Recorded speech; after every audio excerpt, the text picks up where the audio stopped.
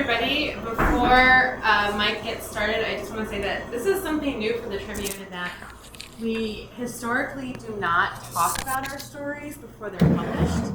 It is something I'm guessing Mike has never done publicly before. But we tried to do something new this year with this story because it's sponsored in part by the Pulitzer Center.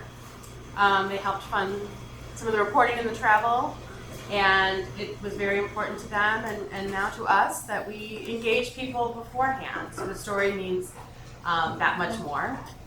When it comes out, is that how you view it? Yeah, I think so. And I would just add that,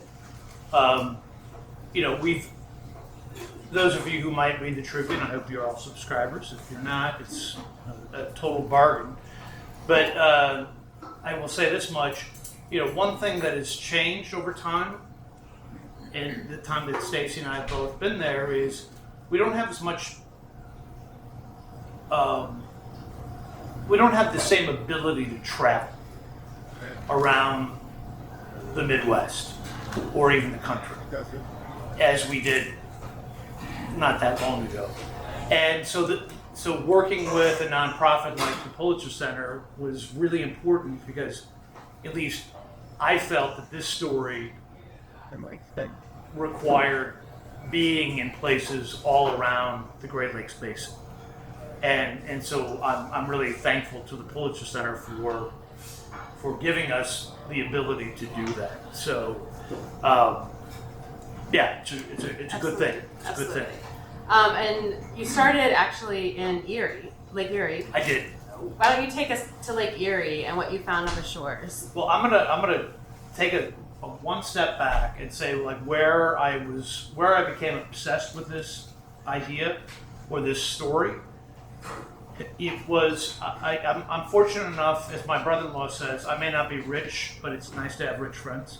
And in this case, my wife and I have some good friends who are fortunate enough to have a second home in the northern part of the lower peninsula of Michigan. And it happens to be in an area where it's essentially the western, if you imagine the big lake, the westernmost point of Michigan into Lake Michigan. So it's called Little Point Sobbins is where it's at. Exactly.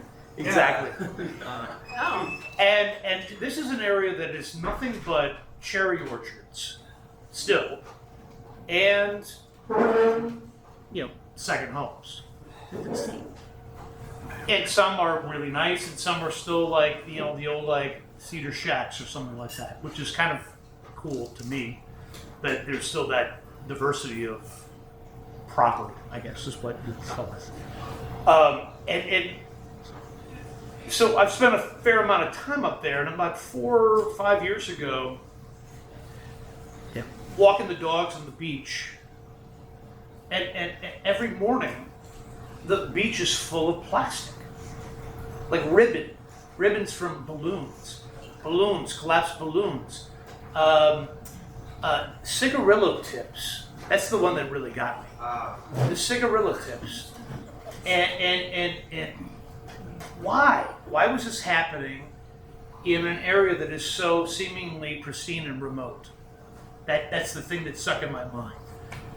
And what really brought it home for me was in the middle of the cherry orchards, there's one of those, you know how you go out and you travel in the Midwest somewhere and there's like a pumpkin patch or cherry picking area or apple picking area or all the above, and they have usually a little general store and they sell things that maybe they make on site.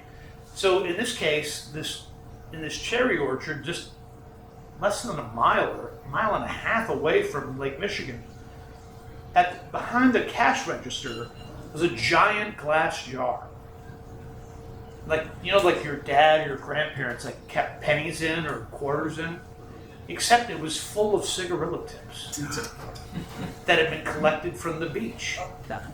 And that stuck with me, right? That stuck with me. And all of you, with your stories about plastic and where you've seen the worst waste. I get it. Most of you, and my understanding about the scuba diving community is, the oceans are the place to go, right? And the oceans are a big issue. Oceans are a big problem. Plastic in the oceans. Philippines, for example, right? Bali. All these places. Now, to be fair, a lot of people drink desalinated water in the Middle East, for example, from the ocean. 300 million people, I think, in one case. So that's filtered, like super filtered. So supposedly the plastic will come out. In the Great Lakes, 40 million people in the U.S. and Canada depend on the Great Lakes for drinking. And it's everywhere. And unlike the oceans, where you might have heard about the garbage patches in the oceans, where plastic collects in these what they call gyres, and I think there are 4 or 5 of them, right? In the Great Lakes, they're everywhere. And because the water in the Great Lakes, especially Lake Michigan, it takes a long time for water to leave Lake Michigan. Like a drop of water, I think the last time I looked, it's something like 68 years for it to go into Lake Huron, around kind of thing. So the water stays there for a long time, right? And the plastic stays there for a long time. Now, the good news is, and I'll let Stacey ask a question in a second, but the interesting thing of it is that scientists are finding that a lot of these plastics sink quickly to and we'll get into this in the photos that I'll show you, advanced look at. They sink to the bottom in the sediment. Theoretically, they're going to eventually not be what the scientists call bioavailable, right? They're going to be buried in sediment. But if you're constantly adding this stuff into the water, which happens where these plastics break down or they come off of our, do I have any fleece? I don't have any fleece on right now, but off of our microfiber jackets, they're constantly being discharged by sewage treatment plants, which, good news, they filter out a lot of this stuff. But still, millions upon millions still get through and get into the water. And they get into fish, they get into beer, they get into drinking water. It can pass from the placenta, or through the placenta into an unborn child. It passes through breast milk to an infant. It's nuts. It's in our blood. It's in our brains. It's in pretty much every organ. And this is more than a half century. Sorry to be so depressed, but it's more than a half century of this stuff being produced that we're now maybe sort of kind of really not coming to grips with. And so for me and for my editors of the Tribune, we love our Great Lakes, right? One of my predecessors in this job, they wrote a story back in the late 60s, early 70s, Our Great Lake. And it was about like oil and gas, gasoline and sludge and all this stuff, the kind of stuff you could see, right? Being dumped into the lakes, open like rivers catching on fire, right? The Cuyahoga River kind of thing in Cleveland. This is something that mostly you can't see. I mean, you can see it when you go on the beaches, right? I see it too, but the scientists call it macroplastics. But what they're really concerned about are these microplastics or nanoplastics, smaller than a pencil eraser, or even smaller than the diameter of a human hair. And when they get into us, like, what do they do? And I was surprised. Like I've been at this for like 8 months. Science is behind. We're way behind on figuring out what this is doing to us. I thought they would be farther along, frankly. But the research that has been done so far is pretty suggestive and harrowing my opinion. And so that's why we've embarked on this project that you're getting a bit of a sneak peek at. Let's just touch on what the science has shown so far, the kind of diseases and problems it can cause in humans, and for people most people here drink Lake Michigan water. They definitely recreate in Lake Michigan water. This club especially. What are the kind of health risks that scientists have been able to identify? Well, there's a lot of suggestive research. It's still, and even the scientists will acknowledge that there's still,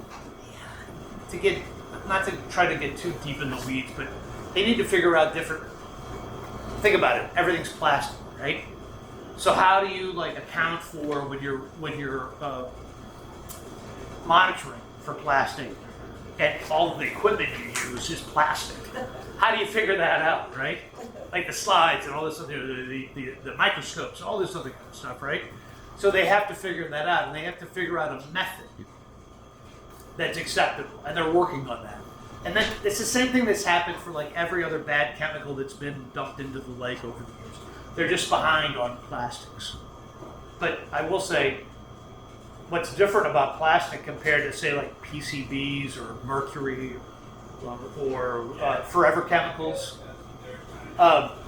plastic can include 16,000 different chemicals, and most of them haven't been tested for safety. The ones that have, kind of worrisome. They're not. It's like a scientist once told me. It's not like your arms are going to fall off, or whatever like that. It's not like formaldehyde or whatever that's out there. Yeah, where babies were born with stunted limbs. It's more like the subtle effects that from birth into later life can cause problems. So some of the best research so far, to me and to other scientists who have reviewed it, is a really interesting study that Italian researchers did. Where, think about, your parents, or maybe anybody in this room, had their carotid arteries scraped.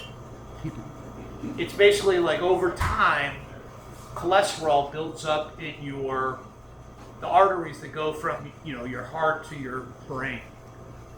My mom had this a couple of times, and it gets to a point where the plaque, cholesterol, has built up so much. They call it hardening of the arteries. You might have heard that term. Where it's the risk of stroke or heart disease is so great that they go in and they scrape out the stuff. And so in this study in Italy, they had 300 people. They took the plaque that was scraped out and then looked for microplastics in the plaque. And the people who had microplastics in the stuff that was the gunk that was scraped out, they were more than 2 times more likely than others to have a heart attack, stroke, or suddenly die than those that didn't. That's pretty suggestive right there. And again, the researchers will say, we need to do more. Others have looked at the brain, and the brain can be a little bit more problematic because some plastics kind of look like fat, and the brain is this giant piece of fat. So they need to work on better analytical techniques. But there are ties to dementia, to Alzheimer's, to Parkinson's disease.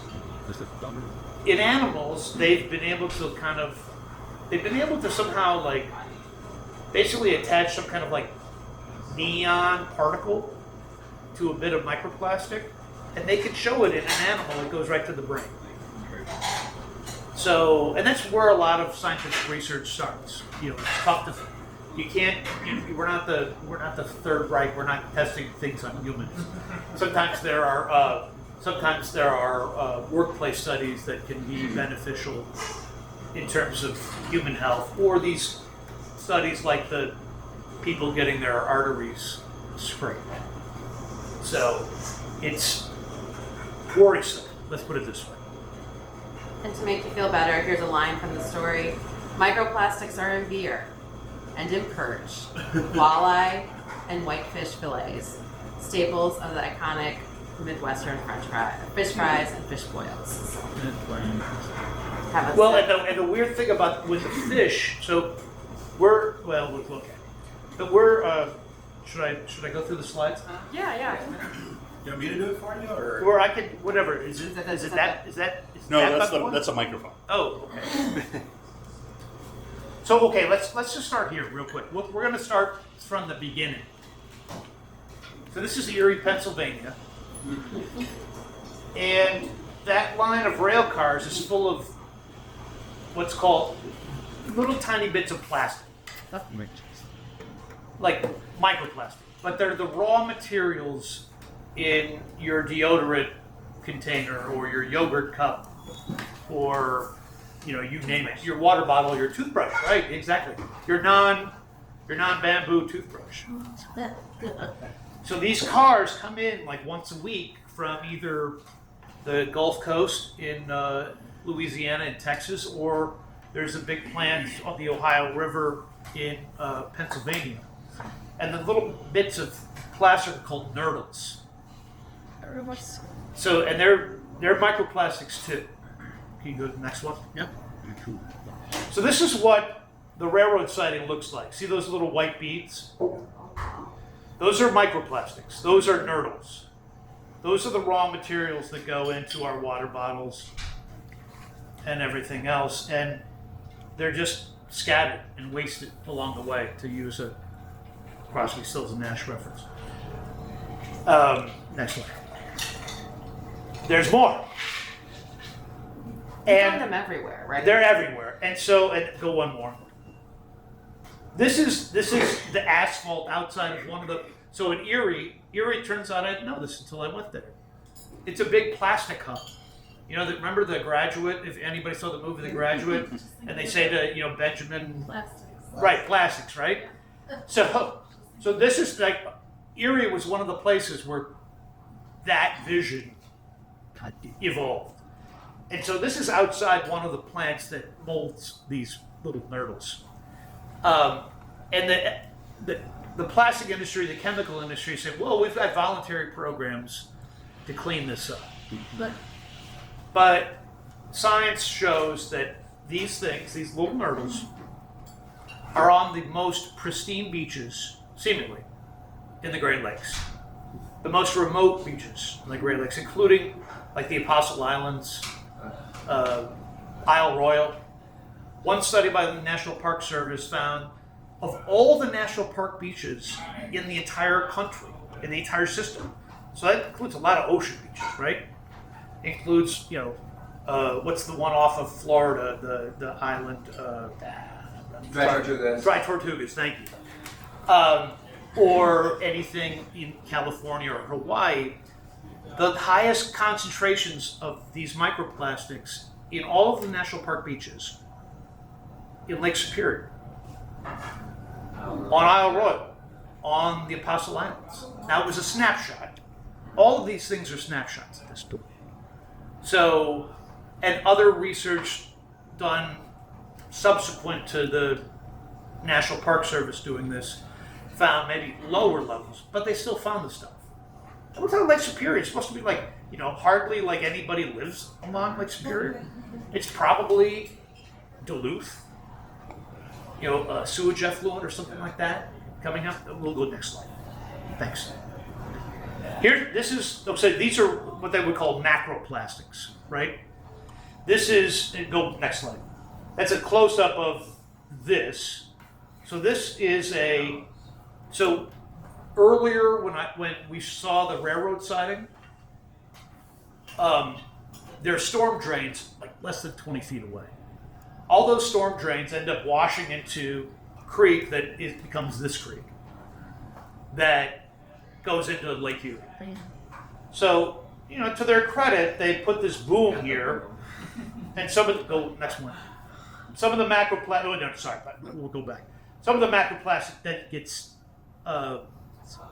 diverted into this concrete thing behind. That's Sherry Mason, who's a researcher at Gannon University in Erie, and then they can dig it out, put it at least dump it in a landfill or whatever. Okay, now we'll go to the next slide. Okay. So here, this one, this is Shell's plant in Beaver County, Pennsylvania. It came online in 2022. Go next slide. It's giant. They make a lot of these nurdles. So what they did is, okay. I'm sorry to get too deep in the weeds, but so fracking. Are you familiar with the whole idea of fracking, right? Yes. So for methane gas, for natural gas, right? Well, when they frack for gas, there's another gas that comes out, ethane, not methane, which is natural gas or fossil gas, right? It's ethane. And for the longest period of time, the fracking industry would just burn it, right? You waste it. Then they figured out that you can use it to make plastic.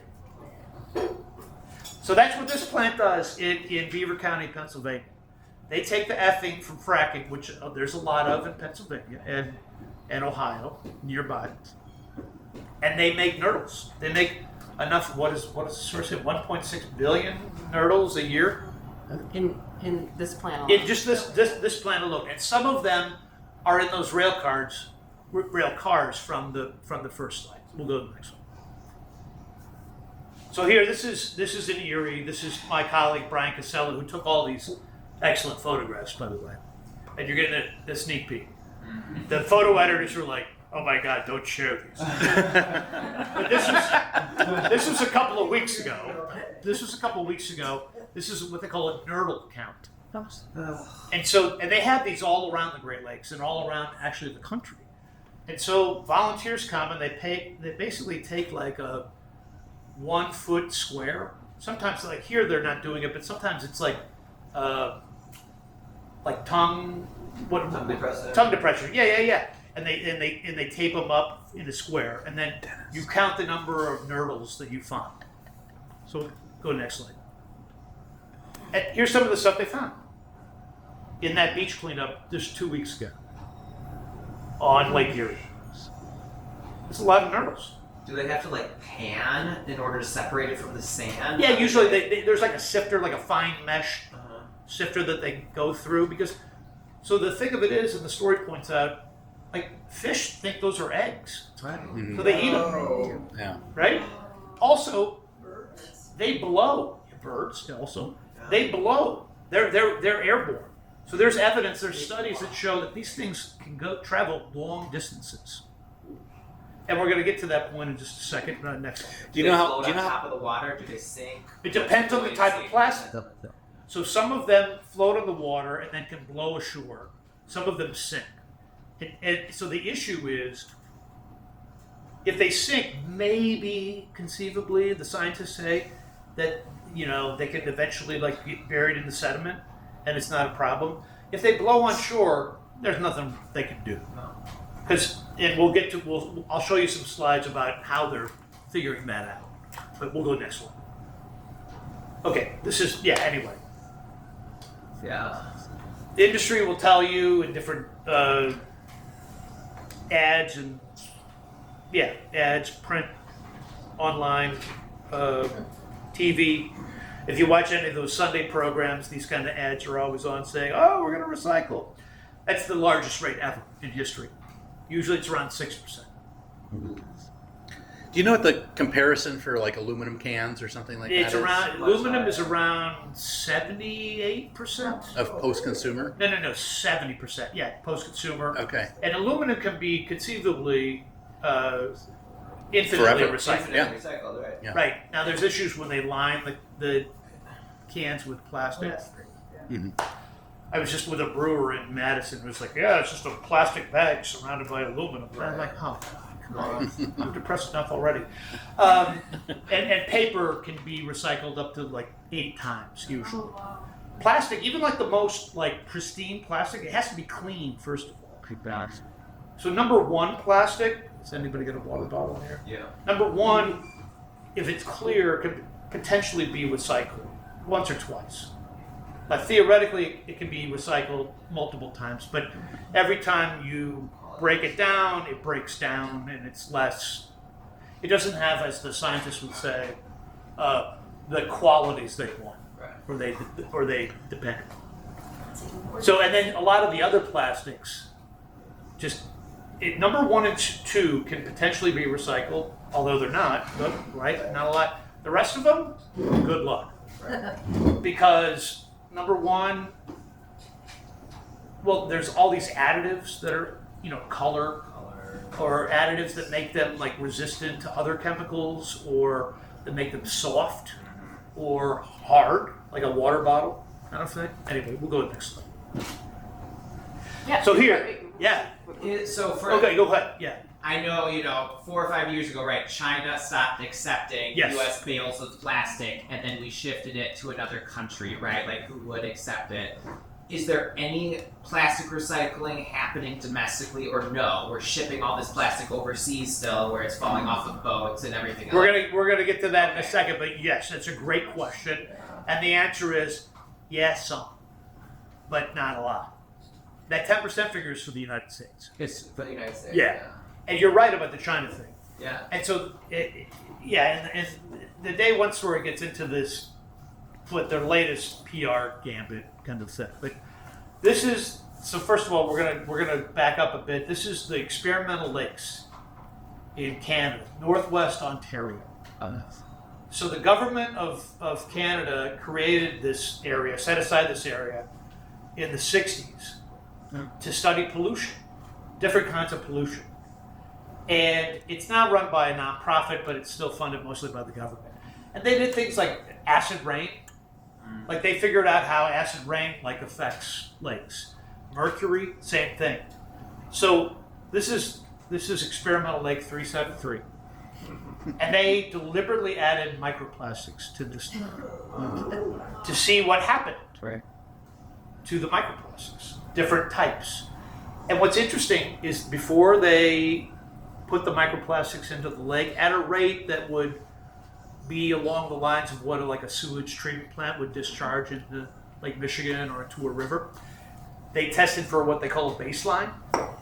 There was already microplastics in that lake.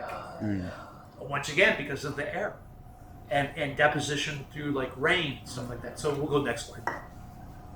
Here's some of the microplastics that they dose the lake with. Amazing, right? Looks blocks. We'll go next slide. And here are some of Chelsea Rockman is a scientist at the University of Toronto. She's one of the preeminent scientists of freshwater plastic pollution. These are a couple of her grad students. And here they're basically, see the rocks? You think about the sliminess when you go up on shore and there's the sliminess on the rocks. Well, microplastics are in that slime. So here they're collecting the slime to test for the microplastics. We'll go next slide. And here they're testing for fish. So they pull fish out, and some of them they take back to their lab in Toronto, and they dissect them to see what's in their systems. It's interesting that what they, again, I don't think they've published this, but other scientists have found microplastics, or the fibers that come off of our fleece clothing, in not just the stomachs of birds and fish, but in the actual muscle tissue. And for fish, what we eat, right? And there's also one of the grad students, not her, but the one on the slide before. Her theory is that plastics interfere with fish because they screw up the absorption of nutrients from the stomach of the fish. And so the fish are smaller, or they're slower, or whatever, or they don't reproduce the same rate. I mean, it's wow. Anyway, we'll go to the next slide. So that's what they're doing there. Here, this is Francis. He's also a gunner like me. Arsenal just won the Premier League, by the way, today.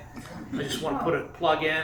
My wife wouldn't let me wear my jersey to this event. It's a big deal. I texted Francis. He's from Ghana. He's awesome. Here he is in the lab back in Toronto, getting a sample from the experimental lakes ready for testing. The next slide. And here's some of the stuff they find. When they filter out all the, they have to like dose basically the water with to get rid of all the what they call the organic matter, like leaf litter, and dirt, and all that kind of stuff. And here's what they find. And there's all these different methods to figure out what they find. We'll go next one. It's just in the lab, whatever. Yeah. Here they're showing stuff. We'll go next one. This one. So we were gonna maybe do this. This was a project that the University of Toronto lab did, where they took these bottles, like whatever, like an Algene or like whatever you put like a protein shake in, and they put GPS trackers in, and they released them into Toronto Harbor, and then they tracked them, and a lot of them just stayed in Toronto Harbor. One of them made it like 230 miles all the way across the lake from Toronto almost to Rochester. Crazy. And some of them, like people picked them up, like they were boating and they picked them up and they just threw them away. But whatever, it's kind of cool. Look, next slide. Oh, so solutions, right? It's kind of depressing. There are not a lot of solutions other than making less plastic. But here's an example. This is Perry Sound, Ontario, which is on Georgian Bay off of Lake Huron. And these are devices that are aftermarket and go between a washing machine and the discharge of the washing machine into the sewer. And there's a microfilter in there that every now and then you take out and replace or clean out, and it captures microplastics. And they found in a study, it was a grad student from the researcher at University of Toronto, that significantly fewer concentrations, lower concentrations of microfibers discharge into the Georgian Bay, because of this. So we'll go next slide. She's cleaning, this is Mary, she's cleaning out her trap, and we'll go next slide. Are these being subsidized by local governments, or this is incumbent? That was just a part of a study, and it was funded in part by a foundation, Georgian Bay Forever. So that was on the devices. So, and then the people who participated in the study were allowed to keep them, and anybody can order one. Are they available to get? Yeah, and now it's interesting. There was a bill in California that actually passed the legislature to require washing machine manufacturers to include microplastic traps on their machines, just like, think about a lint trap, right? Mm-hmm. And Newsom, who's the Democratic governor of California and claims to be like going to run for president and he's a big environmentalist, he vetoed it. What makes it even more depressing is that I was at a conference. I was all fixated on this whole idea of the if we just had the plastic trap on the washer, everything's fine, right? Guess what? It comes out of the dryer too. Right. So yeah, it's kind of depressing. So anyway, here's an upbeat thing. This was Brian and I finally saw the Northern Lights. We're at the Experimental Lakes area. I'd gone to bed, and I said to some of the young grad students who were there, if the Northern Lights appear, wake me up. And they did. And that was one of the photos Brian took of that, and that was pretty cool. Anyway. So that's kind of where we're at. So you talk about the washing machine. Yeah. Right? And I can see Eric thinking that he's going to install one of these this weekend. So thank you. And even Samsung. There's a couple of companies, like high-end companies, Thanks, Samsung and Miele. Is that the pronunciation? Yeah, they make an aftermarket device as well. Anyway. But how does one person's washing machine compete with a billion nurdles being made on the shores of Lake Erie? No, you're right. I think So there are these. Some of you might have been. I think you mentioned beach cleanups, right? And I've been out on, North Avenue Beach. We mentioned North Avenue Beach earlier, right? Yeah, Montrose, North Avenue Beach. It can be really depressing.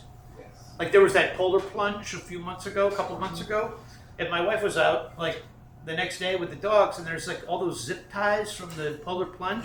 They're just all over the beach. Come on, right? And fortunately, our neighbor is like involved in it, so she's like, "Get this cleaned up." Yeah, right. But you're right. You're right. But my thing is, it can be such a doom and gloom thing. But people who are involved in these beach cleanups are like, if people get involved, then they become knowledgeable about this problem. And the more people who are knowledgeable about it, the better. So I got to think that, eventually that leads to change. And I was just recently at a conference on the Clean Air Act, and you could think like in the 1960s that like the air is so dirty, or the Clean Water Act, the water's so dirty. What are we going to do? Well, the environment is a lot cleaner than it used to be, thanks to those two bedrock laws from the 70s. And I guess the argument would be, do we need more of that now? Right? And some states are taking action to do that. California's actually a law that says we're gonna regulate microplastics in drinking. Now they have to come up with like the accepted methods and all this blah blah blah blah, kind of the deep in the weeds kind of stuff, but it's important. And usually like when California does something, like the rest of the country eventually does too. Okay, yes. I don't know if this was part of your research or not, but I remember a few years ago watching some documentary about a problem where water was getting too hot and killing greens, and so they were putting these giant Cooling balls of beads. plastic, to cover the surface of the water. Oh, right. In California, essentially, it was like to try to prevent the evaporation of the reservoirs, right? Yeah, I remember that. Yeah, right. Good question, right? It's probably like. They were black too. Yeah, they were. To absorb the sunlight. Yeah, I remember that. But I think it was because water levels in the reservoirs in California were so low that they were worried. So they put the balls on Keep the sunlight from going in. Yeah, to evaporate, to stop it. Oh wow, that's a good memory. Right, exactly. Yeah. But by the way, microplastics. Right, yeah. Now they're building solar panels over some of this stuff, I know. which is kind of smart. Like all of those, think about it, like the idea of, like, Phoenix only exists, and I'm getting far afield here, but Phoenix only exists because there's a big government-funded aqueduct that carries water from the Colorado River. If you put solar panels on top of that, I mean, think about it, it's always sunny in Arizona, right? Or the California aqueduct that supplies Los Angeles. But yeah, you're right.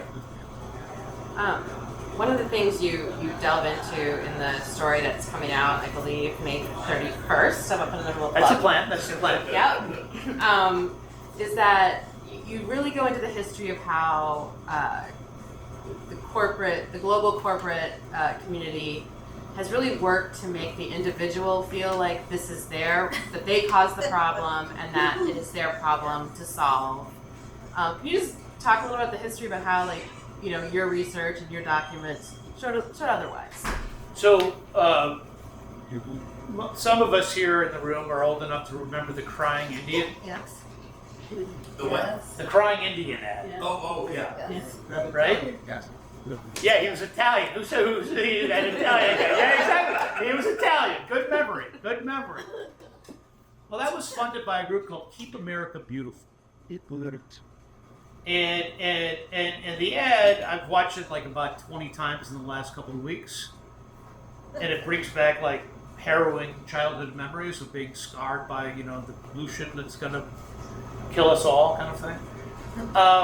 Keep America Beautiful was actually a front company for the tobacco industry and the chemical industry. And even as recently as 2021, when the last time federal records from the IRS are still publicly available, and that's another story. But the number one funder of Keep America Beautiful, it still exists, Alturia Corporation, which is the current iteration of Philip Morris, the tobacco company. And the other top contributors, Anheuser-Busch and Dow Chemical. Big plastic users, right? At the time when the Crying Indian ad came on, it was Pepsi, Coke, Dart. They make the red solo cups, like, for beer pong, right? So yeah, and versions of that. So in previous reporting on other toxic substances, there's essentially, I try not to use the verbiage anymore in my copy, but it's a playbook that industry has to essentially raise doubt and blame others than them. So in case of plastic, as Stacy just mentioned, that whole campaign, the Crying Indian and subsequent other versions of it, it's our problem, not theirs. Yeah. Because we want plastic. We want a convenient society. And we litter on the roadside, right? Exactly. And it's not the fact that they produce all the plastic and they switch from glass to plastic and Yep. aluminum to plastic, right? Exactly. It's incumbent on the individual or the town and municipality to have the recycling system. Well, and essentially, right, recycling, especially plastic recycling, when it started, was mostly the 1990s. Yeah. And industry before was responsible for this stuff. They sloughed it off on taxpayers. Recycling programs are funded by taxpayers, right? So they made more money by getting us to think that we can recycle everything. So more recently, like, so for many years, their campaigns were like, if you just tossed the plastic in the blue bin, It's perfect, right? right? Well, now, now they're dusting off. This is what they do a lot of times. They dust off like old things and bring them back. Now, if we just incinerate the plastic, well, that's not technically, well, according to the EPA, it's incineration.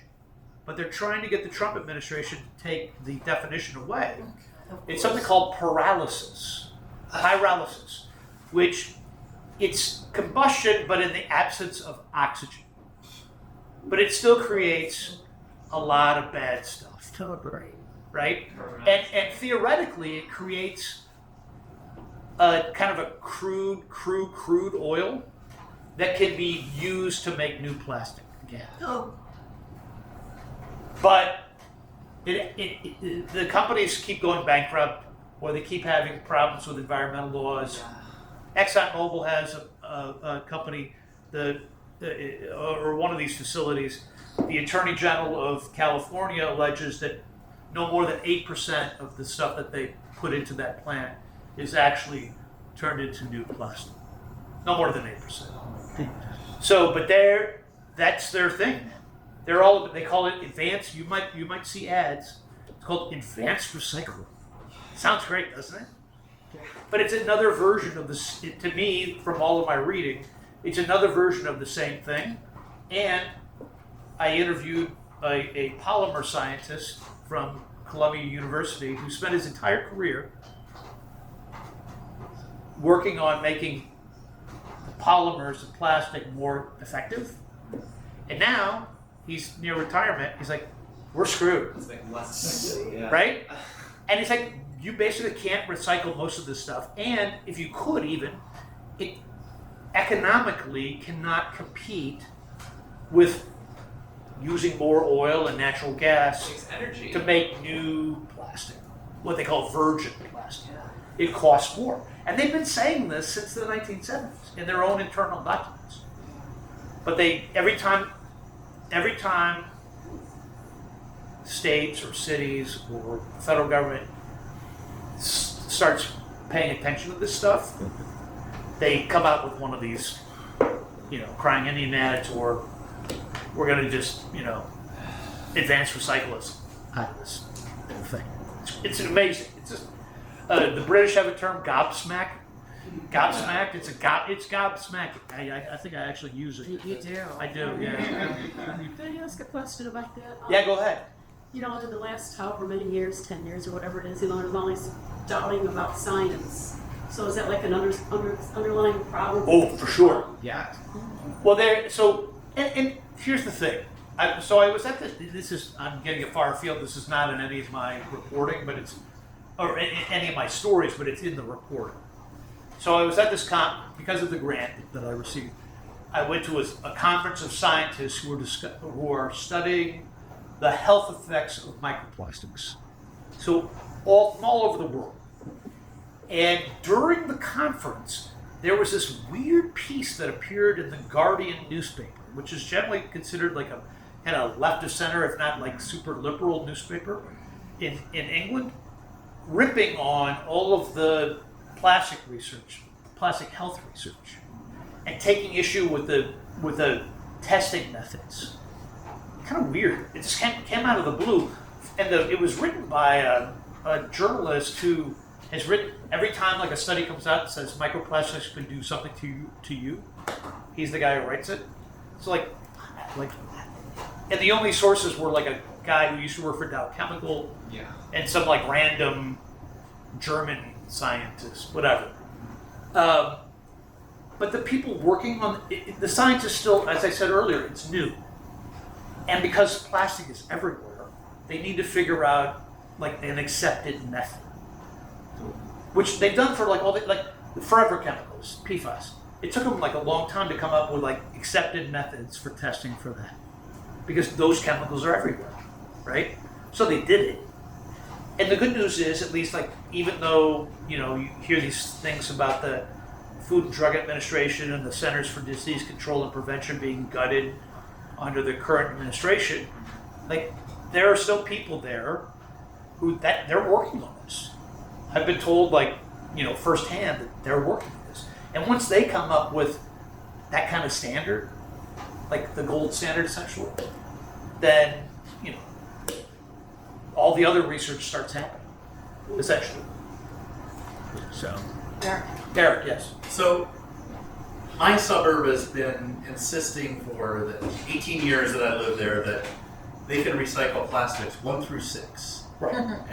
And you know, I mean, I've learned over the last 10 years that they can't, right? So, what is their incentive for doing that? Is it just to like not make me feel so bad by that's a good using question. that stuff, It's or a is good there question. some sort of financial thing, or what's going on? I don't know. I think They're told by the recycling contractor. Yeah, Like, they, But that's Groot, and Groot must be like throwing most of the stuff in the trash, right? So there's, and we probably need to do this every now and then. Yeah, I haven't talked to Stacy about this yet, but every now and then, I think there's another one coming out like soon. If it hasn't already come out. They put like air tags, AirPod tags, or whatever. What are they? Air tags? Air tags, right? In plastic, and then track where they go. Like you dump them in the recycling bin, and they almost always end up in the landfill. Almost always, right? If anyone sees Can I point out there's a great deal of the previous just generation air tags today for like. So multiple people have done this. I mean, nonprofit groups, some journalists have done it. Like maybe we need to do it too, because I will say, probably the two largest or two most frequent questions I've gotten as a reporter writing about the environment for the Chicago Tribune are: one, what happens with recycling? And two, what's up with those metro trains? And we answered that, but we haven't answered the plastic part. Still. Anyway. Yes. Are they actually manufacturing nurdles? I thought those were the breakdown. No. Well, The what is nurdles it? are the beginning. Oh. That's what they call virgin. It's the raw materials of all the different, what they call polymers. Like PET is polyethylene tetra. I thought it was when it broke down and it went out into the. That's the tires and micro. all that. So the bottle eventually breaks down into microplastics, which at some point are the size of nurdles, but they're And I've always heard those called nurdles. Right. Yeah. Yeah. They're all microplastics. Oh, yeah. Yeah. Well, and then we have to plastic around our dishwashing machine stuff, man. I was at a conference in October, and one of the scientists presenting just opened think about it. I hadn't thought about it this way either. Just opened up like an Amazon package. Here's the plastic on the outside, and then just kept. I mean, it was a really effective demonstration. Here's more plastic, and more plastic. Here's more plastic, right? And none of it can be recycled. Crazy. Yeah, Thank you for this. It is depressing, but I know. I'm sorry. but I'm glad it's being put out there so people can at least be aware and make more conscious choices, because that's what I'm trying to do. I'm trying not to buy plastic in the first place. It's really tough. It's Really tough. like Not impossible. refuse, reduce, reuse, and then recycle is last. Those are the 4 R's. But do you know about like styrofoam? Because I'm seeing more of it for takeout, and I know it's even worse than other kind of plastic. Yeah, it's the worst. And then also the plastic. I know 2 questions. Sorry. Plastic bags. Like for a while, Chicago wasn't giving them, and they were thick ones, and Yep. now they're giving them again. And I heard they were banned in the whole state of California, plastic bags. So just those 2 topics. Yeah, so styrofoam, polystyrene. So there's a bill in the legislature here in Illinois. It's probably not going to pass. That would ban single-use polystyrene containers because the chemical industry is coming. And restaurant, yeah. Yeah, and the Illinois Restaurant Association. And so they, Illinois has passed a few of these things, and these polystyrene bans have been passed in some municipalities and cities. But you mentioned to your second question about the plastic bags. That was okay. I won't use the actual curse word, but there's a friend of mine always says the "fu" from the "fu man." The thick plastic bags at Walgreens. That was after there was a plastic ban on plastic bags, and the ordinance was, whoever drew up that ordinance, I think it was Ed Burke actually, was so stupid. They included like the actual thickness, and so they just made it thicker. So we use extra plastic, right? Exactly. People were still just throwing those more durable plastic bags away, and now they use 4 times the amount of plastic. Yeah. Horrible. Yeah. Yep. And that was just lack of imagination on the part of the dumb people on city council. Or don't close the loopholes or whatever. Sources said. Sources said. Hey, he's dead now. No, he's not. He went to He's in prison. prison. He's in prison. Yeah. I can't remember if it was him or who he was, but it's like, somebody made a dumb decision there, and this happens all the time. Law of unintended consequences, right? You name the subject. I mean, Right. I used to cover the legislature. It happens all the time. So in this case, it's a plastic bag.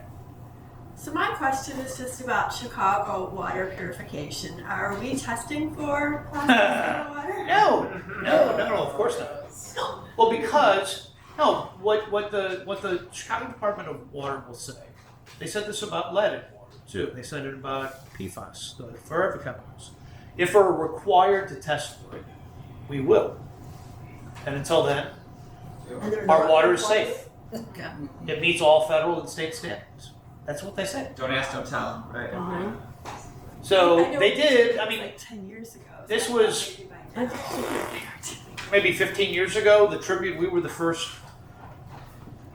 We tested for the most commonly studied forever chemicals in Chicago tap water. Nobody else had done it, and we did, and then the city did after that, and they haven't since then. But then the state and the federal government, within the last 4 years, they've tested again. So, but we don't have, for now, any kind of routine monitoring for those chemicals, and we don't have anything in terms of microplastics because it's not regulated. I don't. That's just So what you it is. filter your water? What's that? Do you filter your water? I do, but I'm not sure if I filter it enough. Right? I don't know. Right? We're doomed. Well, and I could, yeah. So Mike mentioned he uses the word gobsmacking in his story, and he does, and I thought I would just read the paragraph that has that. Already more than 8 billion tons of plastic waste dog the planet. A gobsmacking figure that continues to grow unabated. If stacked within Chicago's Millennium Park, plastic dumped into the environment since the middle of the last century would rise beyond the edge of outer space. I think of that. Yeah, anybody see that? Anybody like Pixar movies? You know, like Toy Story and all this. Remember, my favorite one, creepily enough, is WALL-E. Remember the beginning of WALL-E? It's like there's no voices for like something like 20 minutes. Yeah. Right, and it's just a robot, whatever, stacking garbage, right? Yeah. That's when I wrote that paragraph. That's what I thought about. Good use Was of wrong. gobsmacking. Yeah, thank you. But it's that could be an underestimate. Yeah. And you all have stories. You all had stories like tonight. Like Eric, you asked everybody like where they saw plastic, right? And I get it. Like oceans get a lot of attention, and they should, right? You see these pictures of seabirds like albatrosses or something like that, and they're they dissect the stomachs, and it's like, wow, what the heck, right? That they're ingesting. But this is home for us. That's why I wanted to get into this, and that's why I thought it was important to them. Even though other people have, over the years have written some about it, still do. But I think any attention that can be paid to the Great Lakes is a thing. So what do you hope to accomplish with the article series? Who do you want to have read it? What do you want to have done as a result? What was the point? Yeah, of this horrible depressing- yeah. Like, there's got to be some hope, or there's got to be a recommendation or a call to action or something, right? What can we tell our friends and families other than doom and gloom and we're all screwed? Well, I think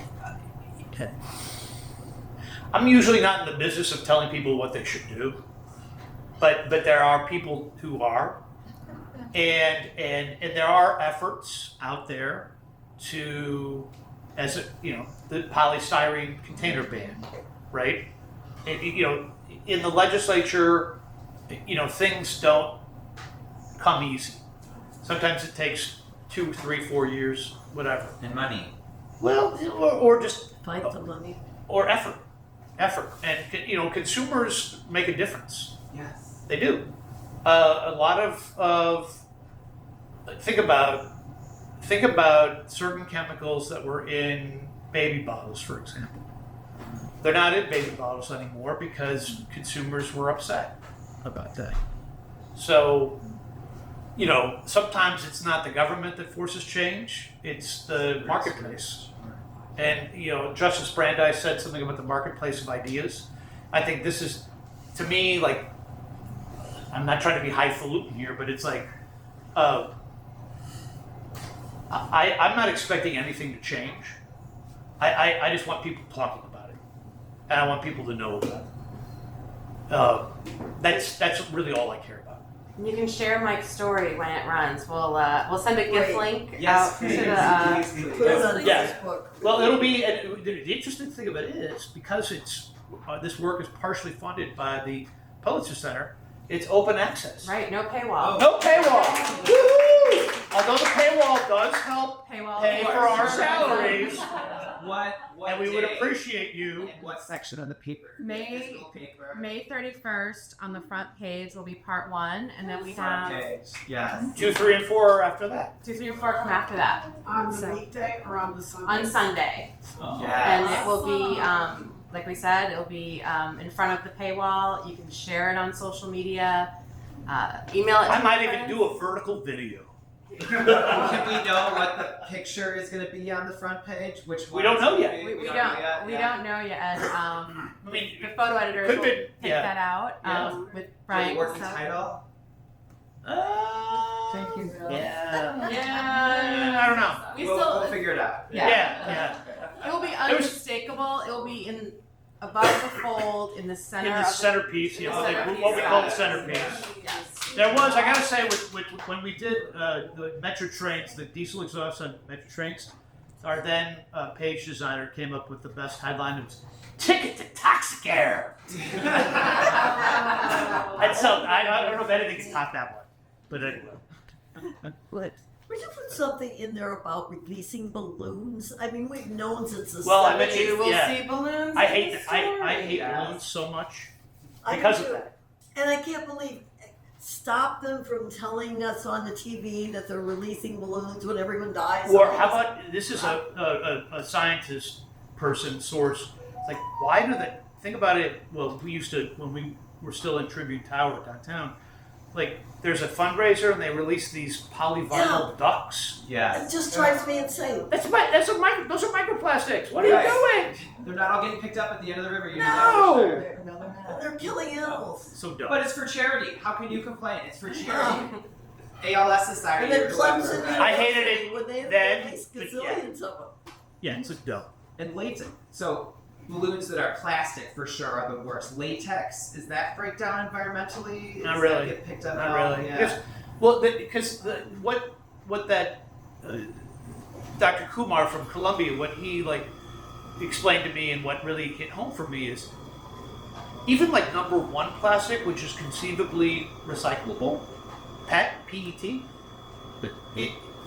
not every number one plastic is the same. It's the same. Because they're different additives or Color. color. Right, exactly. Thickness. So there's different and so good luck figuring that out, right? So the industry it's interesting. Yeah, I was telling Stacy they finally got back to me earlier today, and I'm still trying to process how little they said to me, and I was kind of surprised. I asked them very detailed You questions. did get responses though, or Oh they, yeah, You but got it was- responses. You got yeah, but I'm kind of foundations. Yeah. yeah, but not, well, and some of them were not and this is typical, but they were answers that didn't necessarily answer the question, anything. you know, and that's typical. But it was just I don't know, I was a little disappointed, like I said. So and I'll keep talking with them, and maybe we'll get more out of it, you know. So yeah. We'll be back. Maybe they'll be Well- shamed into a little better behavior. Yeah, I think it's an ongoing conversation, and I think they make excellent points. I mean, plastic is not single-use plastic might be half of all plastics, but if you go to the hospital, We use tons of it in dentistry. Right, yeah, there's a lot of- tons of plastic in and dentistry. so right. right, and it's one of those weigh the pros and cons, whatever. Right. Whatever you're talking about. I guess the issue is from the advocate standpoint would be how could we minimize the use of Right. plastic? It's not Right. gonna go away. You can't Right. be plastic And free. And somebody explained to me that if you think about all plastics, this is all plastics. Here's medical. Right? It's a small slice of it. So, it's not like we're going to stop using all plastic. Right. No, I don't think anybody thinks that. Right? So, it's just a question of, as a society, do we want to do things in certain aspects of our life differently? That's up to y'all to figure out. One more thing is, around 5 years ago on Earth Day, I was listening to a radio discussion with an expert of some sort. I don't remember the woman's name now. But she was talking about those black containers that you get or brown Yeah. from take-home containers. Yeah. She said no matter how much you clean them and put them in your recycle bin, when they take them to the recycling plant, if a light can't go through it, it just goes into the discard pile. So Yeah. how well you Wish clean- cycling. Yeah. Yeah, it doesn't really. Yeah, I don't know. There was a kerfuffle last year. The study ended up being kind of retracted, but some of that black plastic is recycled from. Yes. Oh yeah. And those There's have black an especially bad flame retardant in them. Yeah. So there's that potential issue, but but then the study they had big issues with that study, so I'm not sure. Yeah, I think, I've had friends who are in the journalism business try to do, like, I'm going to try to avoid plastic for a month or a week or something like that, right? Yeah, but they, in those stories, it's interesting, they found different ways for certain, aspects of their life. Right. Instead of using the black spatula, using a bamboo one or something. We'll come back to the bamboo, right? Yeah. I have a toothbrush that is made out of aluminum. Nice. And the bristles they're not bamboo, but they're something that's probably. no, but it's a non-plastic. Sustainable also. Yeah, I suppose. Plant direct or whatever. Cat whiskers. Cat whiskers.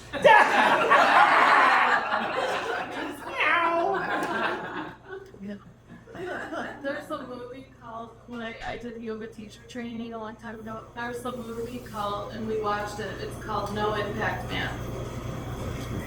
So that was, and it's a documentary, which I love. It's a couple in New York City. It's been a long time ago, but that tried to have for a year. I remember this. No waste. Yes. No plastic. Yeah. Waste. Yeah. They drove each other crazy, if I remember. I mean, she couldn't get her Starbucks and stuff like that, and they took it to an extreme where they took the stairs instead of the elevator even. Yeah. To use no energy. I saw that back. I remember that. Yeah. I forgot about it, but I remember it. And I just want to throw it out there that Chicago has composting. A lot of people don't know that. So you can bring your food waste. It's all types of food to one of these areas. Yep. A lot of people don't know about that. It's so in Toronto, when I was there in December, there's a small program where you pay money for a cup. You pay like a small amount for a cup, and it gets reused. It gets washed and reused. And if you don't use it after a certain period of time, you get charged like $20. So it's right. It's the incentive to like, and so it's interesting. There's a recent book out about that gets into the recycling part a bit. Most of us here are old enough to remember returnable bottles. In those days, like Coca-Cola, they would it was a commodity, right?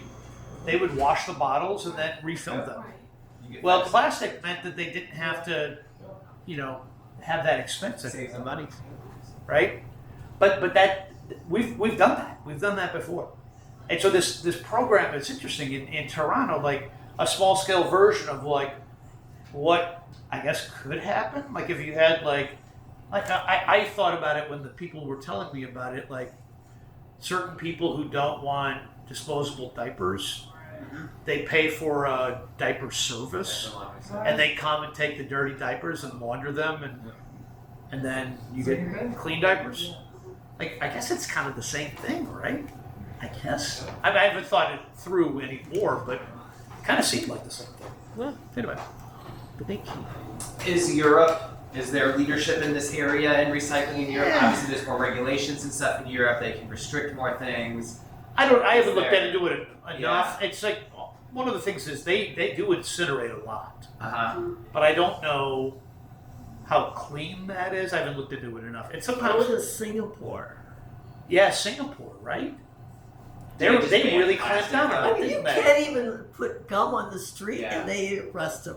Yeah. It's wonderful. It's so clean. It's absolutely amazing. Well, I guess you could do that in like that tiny island ecosystem or whatever. But in some Caribbean islands ban single-use plastics, but it washes up on their shore, right? So even if you those images of like the it's like Midway Island or something like that, or